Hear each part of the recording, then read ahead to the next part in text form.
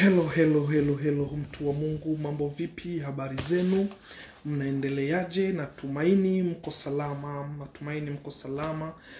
Kama ni mara yako ya kwanza kujoin live yetu, basi tafadhali usisahau kusubscribe, like na ushare video zetu.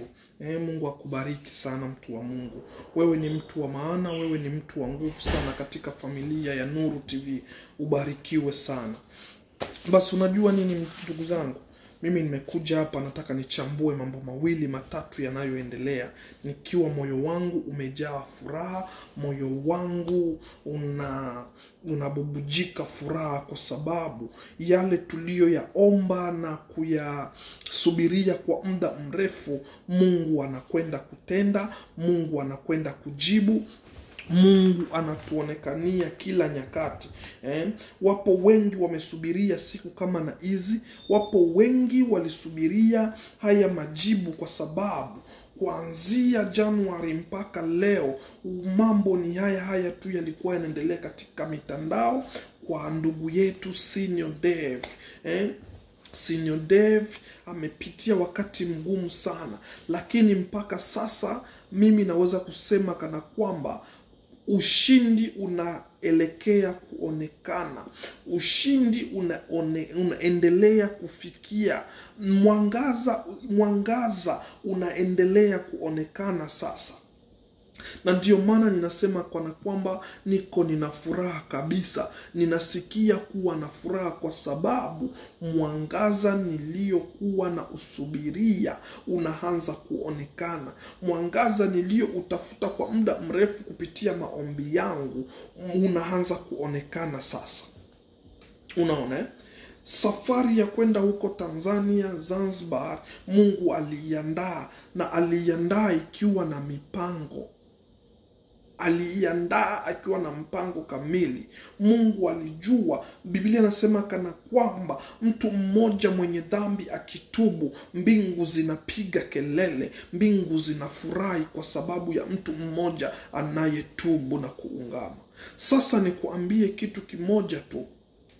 Mungu aliwatuma huko Zanzibar akiwa na sababu kwamba kuna nafsi ambazo zitakwenda kumjua Mungu. Kuna nafsi ambazo zitakwenda kuokoka huko Zanzibar. Kuna nafsi zitakwenda kukombolewa. Kuna wale walikuwa wamjui Mungu, sasa watakwenda kumjua Mungu. Mtu wa Mungu, mimi nasema haya tunayoyaona yanayompitikia ndugu yetu Senior Dev yawe fundisho katika maisha yako ya kiroho. Kuna watu wameokoka, kuna watu wamemjua Mungu kupitia mambo haya. Kuna watu ambao wamekaza maombi siku ya leo kupitia situation ambayo Dev anapitia. Kwa sababu mwenye macho aambiwi tazama, mwenye sikio aambiwi sikia. That means unaona na umesikia yale ambayo Mungu anaendelea kuyatenda.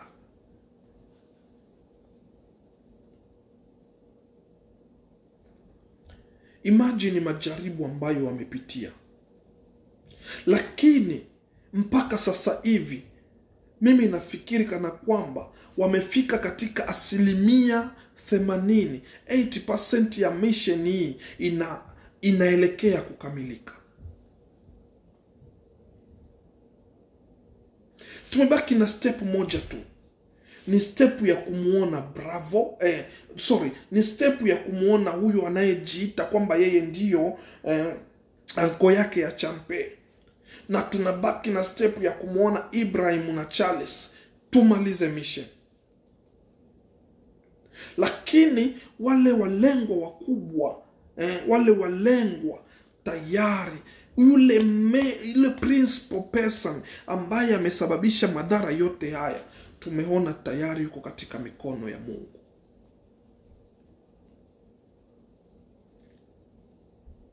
Kwa hiyo siri haya yote ni nini? Ni kwa sababu Dev aligundua kana kwamba ninakwenda mission nikiwa peke yangu. Ninakwenda mission nikitumia silaha. Ninakwenda mission nikitumia nguvu zangu. Mungu Simeoni akakumbuka kana kwamba hii haitoshi, inabidi nimuite mtumishi wa Mungu atakaye zama na kukesha katika maombi kwa ajili yangu, atakaye zama na kukesha katika maombi kwa ajili ya timu nzima. Apostle Joshua akajoin team. Baba anakesha katika maombi na kuombea watu waliofungwa wanafunguliwa, waliowekwa katika mashimo wanatoka katika mashimo, waliojiita unseen man nao tunawaona live, waliosema hawawezi kushika Biblia leo wanashika Biblia. Mtu wa Mungu, siri ya aya yote ambayo tunaona hizi result za mission kuleta mwangaza wa kwenda kumalizika, siri ya aya yote ni maombi. Hawa watu wameomba, huyo mtumishi amezama kwenye maombi, ndiyo maana result zinaonekana, ndiyo maana majibu tunaanza kuyaona. Ndiyo maana wewe uliyechanga 100-200 leo ile 200 yako inaleta tabasamu katika sura yako, kwa sababu utakwenda kuwaona wapendwa waliopotea, wapendwa waliofichwa kwenye mashimo, wapendwa waliofanywa waganga, wanakwenda kurudisha kupitia 200 ulio support. Na usichoke kusupport kile kidogo ulicho nacho, unachokipata, endelea kusupport ile timu mpaka tukamilisha 20% zilizobakia. 20% iliyobakia ni nguvu yako. Usichoke kusaidia. Usiseme mimi nilituma jana, mimi nilituma leo.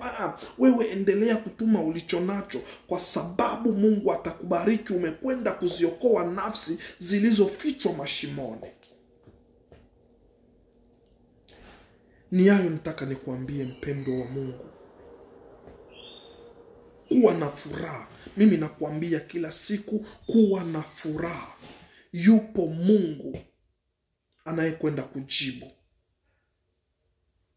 Iliyobaki ni sehemu ndogo tu. Ni sehemu ndogo tu ndiyo iliyobaki. Na nikwambie hiyo sehemu ndogo iliyobaki, Bwana wa mabwana anakwenda kujibu. Usichoke kuomba. Usiseme kana kwamba Bravo amekamatwa. Wengine naona kwa comment wanasema auliwe, apigwe risasi, akufe, afanye nini? No. Hiyo hautakuwa hujamsaidia kitu, kwa sababu yupo katika dhambi. Ukimpiga risasi unamtakia jehanamu. Lakini Mungu amempa neema ya yeye kukamatwa mara ya pili. Ni yeye kuchagua fungu lililo jema. Muombee Mungu amsaidie achague fungu lililo jema, ambalo ni Yesu Kristo. Akiamua kwa hiari yake kuokoka, vilivyomo ndani yake vikaombewa vikatoka, na amini atakuwa ni mtu mwema, na amini atakuwa ni kijana mzuri. Kwa hiyo wewe piga magoti, mwambie Mungu ambadilishe. Kama Sauli alikuwa anawatesa watumishi wa Mungu, lakini Mungu alikutana naye na akambadilisha. Wewe muombee kwamba Mungu akutane naye na abadilishe maisha yake ya kale na kuyafanya mapya. Ubarikiwe sana mtu wa Mungu. Subscribe kwa hii channel na Mungu atakubariki sana. Usisahau kuacha comment hapo chini kwa kile kwa mtazamo wako, na kulike video hii.